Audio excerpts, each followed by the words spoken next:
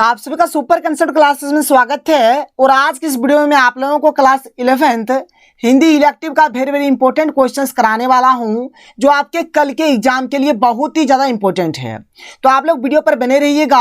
और इससे पहले मैंने आप लोगों को हिंदी इलेक्टिव का बहुत सारा इंपॉर्टेंट क्वेश्चंस और लेटर का टपाटप ट्रिक दे दिया है। अगर आपने हमारा पिछला वीडियो नहीं देखा है तो आप लोग हिंदी इलेक्टिव का जो हमारा प्लेलिस्ट है इंपॉर्टेंट क्वेश्चंस का, वहां पर आप लोग चले जाइए और वहां से आप लोग हर एक वीडियो को देख लीजिए, जिससे आप लोगों का तैयारी बहुत ही अच्छे तरीके से होगा। देखिए एक्चुअल में होता क्या है कि 2-4 बच्चे ऐसे होते हैं जो 1-2 वीडियो केवल देखेंगे और बोलते हैं कि सर आपके चैनल से एक भी क्वेश्चन टच नहीं करता है। लेकिन भाई मेरे, अगर आप लोग हर एक वीडियो को देखेंगे तब ना आप लोगों का हर एक क्वेश्चन बनेगा, इसलिए आप लोग हर एक वीडियो को देखिए। तो चलिए शुरू करते हैं और एक एक करके हर एक क्वेश्चन को हम लोग बहुत ही सिंपल तरीके से और इजी तरीके से समझ लेते हैं।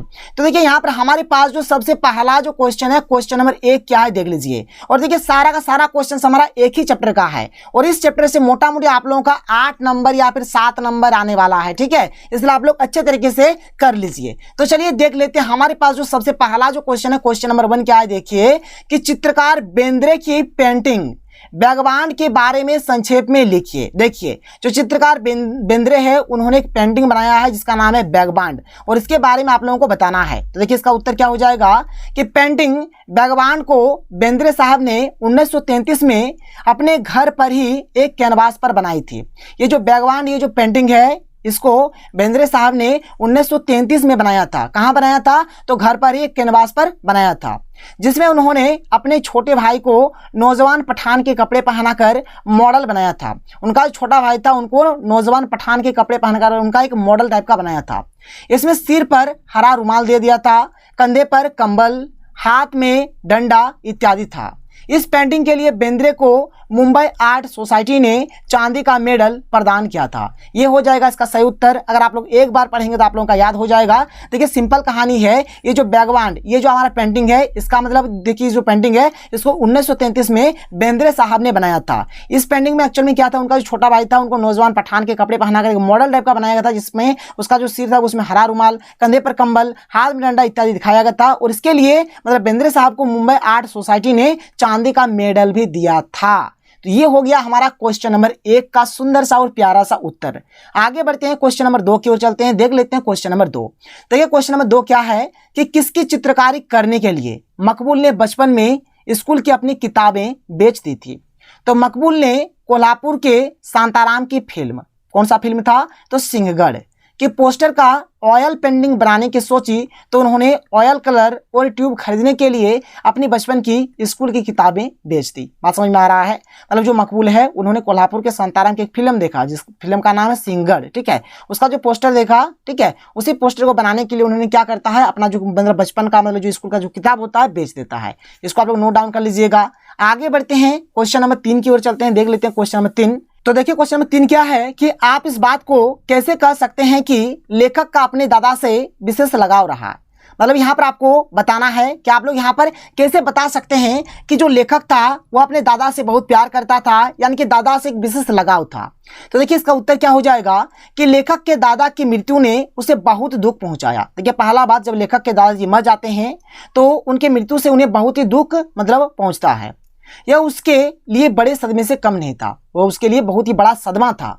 वह गुमसुम हो गया और किसी से बातचीत नहीं करता था। वह गुमसुम सा रहने लगा और किसी से बातचीत नहीं करता था। दादा की मृत्यु के बाद वह कई दिनों तक दादा के कमरे में ही बंद रहा। जब देखिए उनके दादाजी का जब मृत्यु हो जाता है तो यहाँ पर लेखक क्या करता है, बहुत दिनों तक दादा जी के कमरे में ही रहते थे, वहां से बाहर भी नहीं निकलते थे, किसी से बातचीत नहीं करते थे, गुमसुम सा रहता था।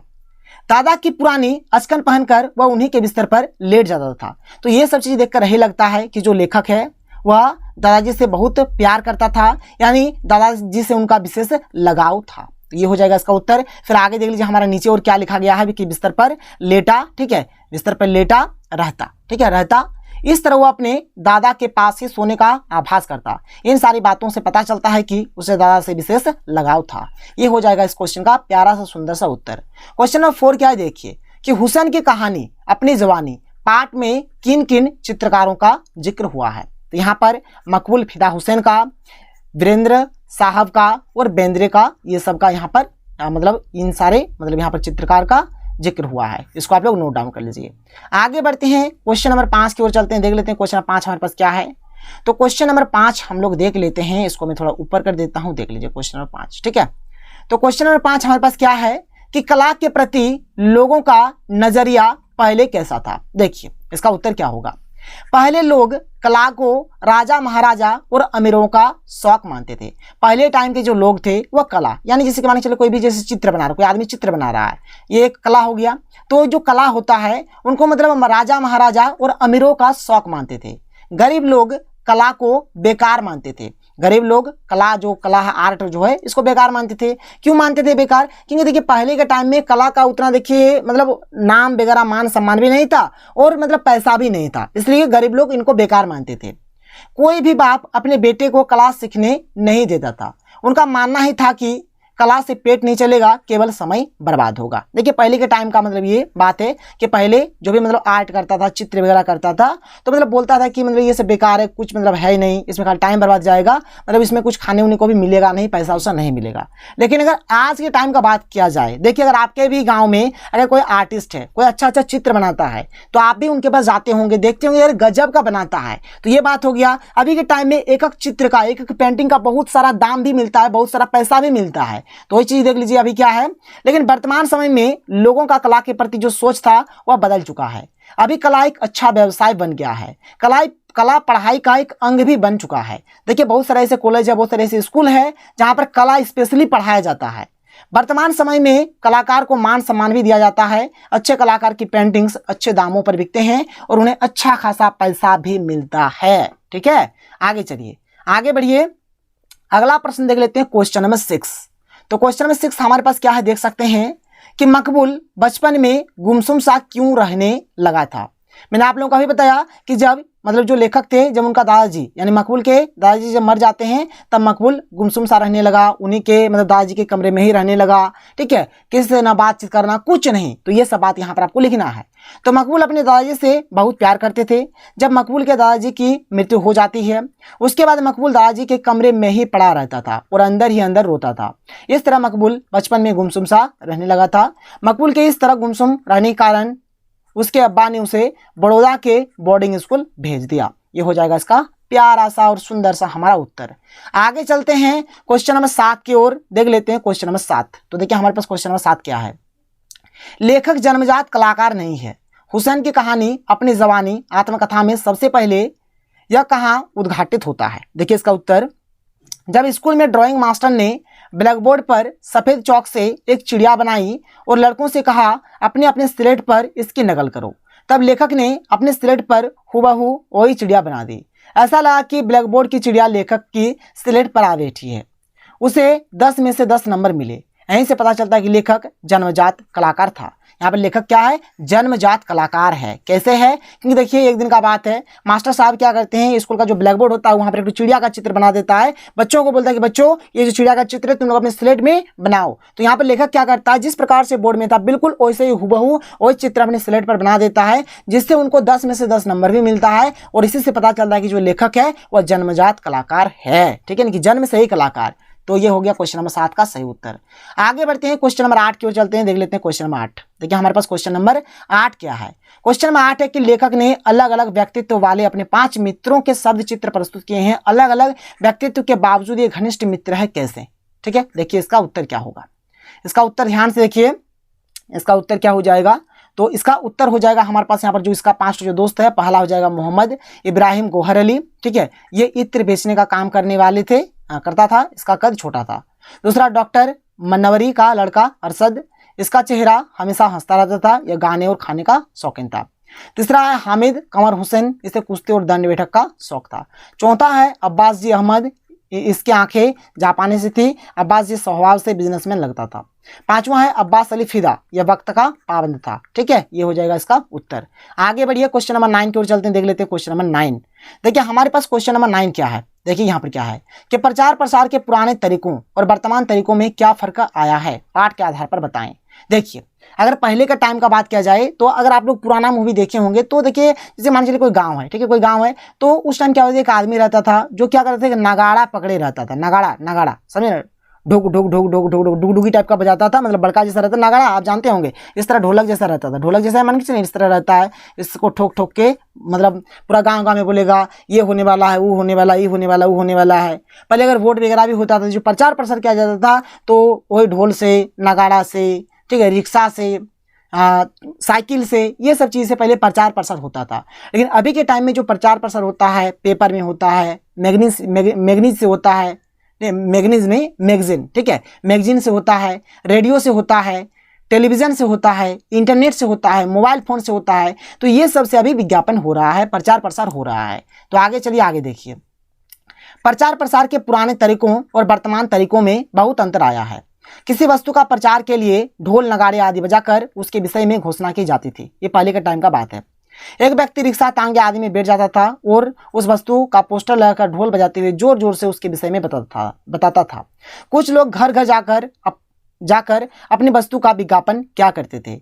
कई बार नुक्कड़ों पर नाटक आदि के माध्यम से भी वस्तु का विज्ञापन किया जाता था।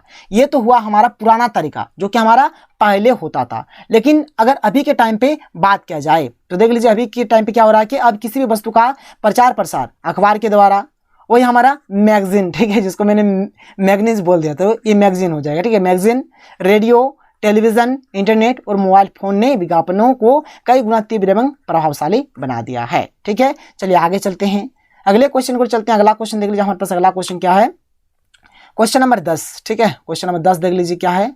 तो हमारे पास जो क्वेश्चन नंबर यहाँ पर 10 है, क्या है कि हुसैन की कहानी अपने जवानी पाठ में मकबूल के पिता के व्यक्तित्व की कौन कौन सी बातें उभर कर आई है।